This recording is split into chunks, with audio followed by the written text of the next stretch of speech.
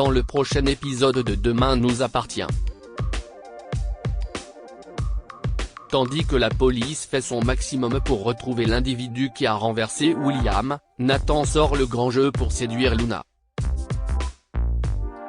En parallèle, Violette rencontre les Roussel.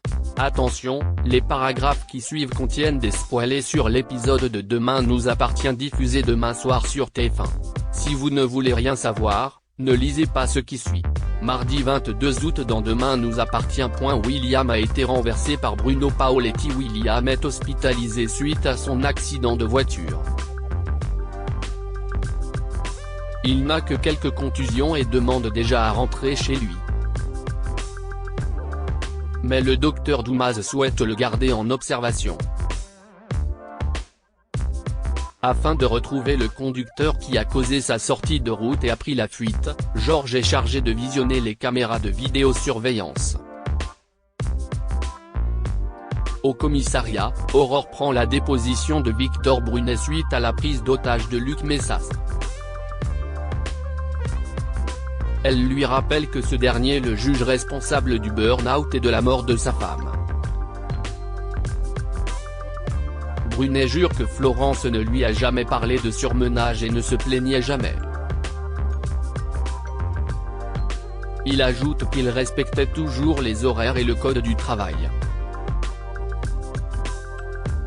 Et que la gérante du domaine avait passé une visite médicale un mois plus tôt, sans qu'aucun problème ne soit relevé. Brunet reconnaît qu'il donnait des ordres à Florence, mais rien d'insurmontable. Il campe sur ses positions, il n'est pas responsable de la mort de son employé. Plus tard, Aurore se rend à l'hôpital pour interroger Luc Messas. Celui-ci ne regrette aucunement ses actes. Pour lui, en poussant sa femme au surmenage, Brunet s'est rendu responsable de sa crise cardiaque. Aurore fait remarquer à Messas que Florence avait passé une visite médicale et que tout était ok, mais le preneur d'otage lui rétorque que sa femme ne se plaignait jamais. Or, depuis quelque temps, elle était rongée par le stress. Elle avait des crampes d'estomac et des migraines. Aurore lui fait comprendre qu'il va finir en prison, mais Messas s'en fiche. Sans sa femme, sa vie ne vaut plus rien. Grâce aux caméras de vidéosurveillance, Nordine découvre que la camionnette grise impliquée dans l'accident de William est celle de Gilles. Le frère de Marianne affirme cependant ne pas avoir conduit la veille puisqu'il n'a pas le permis. Il explique qu'il a prêté sa camionnette à Bruno Paoletti, le père de Nathan, qui ne se sentait pas très bien sur le chantier. Nordine aimerait parler à Bruno, mais Gilles lui apprend qu'il n'est pas venu travailler aujourd'hui. Gilles tente d'appeler Paoletti mais tombe sur sa messagerie. Nordine se rend ensuite au Spoon pour demander à Nathan et Julie s'ils savent où se trouve leur père. Ils n'ont aucune nouvelle de Bruno depuis la veille. Nordine leur explique que leur père est impliqué dans un accident. Nathan pense que Bruno a replongé dans l'alcool, il est déçu. Ryan n'est pas ravi d'apprendre que sa mère souhaite continuer à assurer la gestion du domaine viticole. Romy s'inquiète pour la réputation du domaine et ne se voit pas lâcher Victor dans ce moment compliqué. Ryan estime qu'elle ne lui doit rien, mais sa mère n'est pas de cet avis. Elle lui rappelle qu'elle doit la vie à Victor. Il l'a sauvé lorsque Malik a tenté de lui faire du mal, et il a affronté un homme armé la veille pour la protéger. Romy est sûre de sa décision, mais elle avoue à son fils qu'elle comprendrait s'il ne souhaitait pas retourner travailler au domaine. Grâce au bornage du téléphone de Bruno Paoletti, Georges et Nordine retrouvent la camionnette de Gilles à 3 km du lieu de l'accident. Les clés sont toujours sur le contact, comme si Paoletti avait dû quitter précipitamment le véhicule. En essayant d'imaginer ce qui lui est arrivé, Nordine fait quelques pas non loin de la camionnette et finit par retrouver Paoletti, allongé dans un champ, inanimé. Nathan sort le grand jeu pour séduire Luna pour l'anniversaire de Luna. Nathan a décidé de créer un cocktail qui portera son nom. Il demande à Mona de filmer la préparation de cette boisson très spéciale destinée à la fille qui le fait craquer. Malheureusement, la jeune femme n'est pas spécialement touchée par la vidéo de Nathan, qui selon elle continue à en faire des tonnes. Elle est davantage attendrie par un SMS que lui a envoyé Dorian. Sa conversation avec Amel est interrompue par l'arrivée sur la plage de Nathan, Dorian et Camille, qui réservent un petit anniversaire surprise à Luna. La petite bande décide de donner sans attendre ses cadeaux à Luna.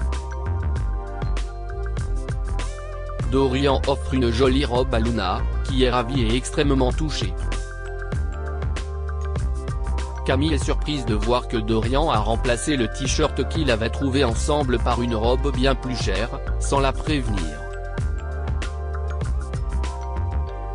Nathan, quant à lui, offre un collier à Luna avec des chaussons de danse en guise de pendentif. Luna est ravie mais passe rapidement à autre chose, aux grands dents de Nathan. Blessée, Camille profite d'être seule avec Dorian pour lui demander des explications. Elle accuse son petit ami d'avoir un faible pour Luna, ce que le jeune homme nie fermement. Il assure qu'il a juste voulu faire plaisir à son ami pour son anniversaire, puis admet qu'il aurait dû en parler avec Camille avant. Celle-ci s'excuse à son tour de s'être emportée. Elle reconnaît être un peu à fleur de peau en ce moment. Au Spoon, Nathan, dépité, raconte à Charlie qu'il a l'impression que son cadeau n'était pas à la hauteur. Quant à la vidéo, Luna ne lui en a même pas parlé, elle s'est contentée d'y répondre avec un smiley. Conscient qu'elle est davantage attirée par Dorian, Nathan décide de tirer un trait sur son histoire avec Luna. Pour lui remonter le moral, Charlie propose à son meilleur ami de l'emmener boire un verre après son service. Damien présente Violette Roussel. C'est le grand jour pour Damien, il a invité Violette à venir déjeuner chez lui afin qu'elle fasse la connaissance d'Audrey et des enfants. Ne sachant pas ce que sa sœur aime, il a mis les petits plats dans les grands, dans l'espoir que tout se passe au mieux. Il sait cependant que le plus dur est à venir, il faudra bientôt ou tard qu'il prévienne sa mère de ses retrouvailles avec sa petite sœur, même si Violette n'est pas encore prête. La rencontre entre Violette et les Roussel se passe bien, même si tout le monde semble un peu stressé. Lizzie pose des questions à Violette sur l'Australie et les koalas pour détendre l'atmosphère et créer un contact. Jack propose ensuite une virée en famille à la plage, mais Violette, un peu mal à l'aise et chamboulée par les émotions de cette journée, préfère demander à Damien de la ramener chez elle. Damien comprend tout à fait que ça serait besoin de temps pour se faire à sa nouvelle vie.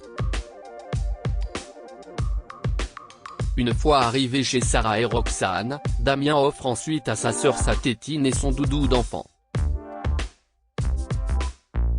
Il n'a jamais pu se résigner à les jeter. Même si Violette ne se souvient pas de ses premières années, elle est touchée de voir à quel point ses souvenirs sont importants pour son frère. Damien promet à sa petite sœur qu'il sera toujours là pour elle dorénavant.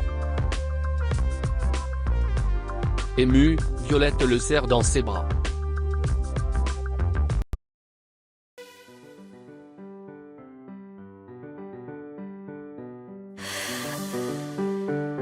The man I just had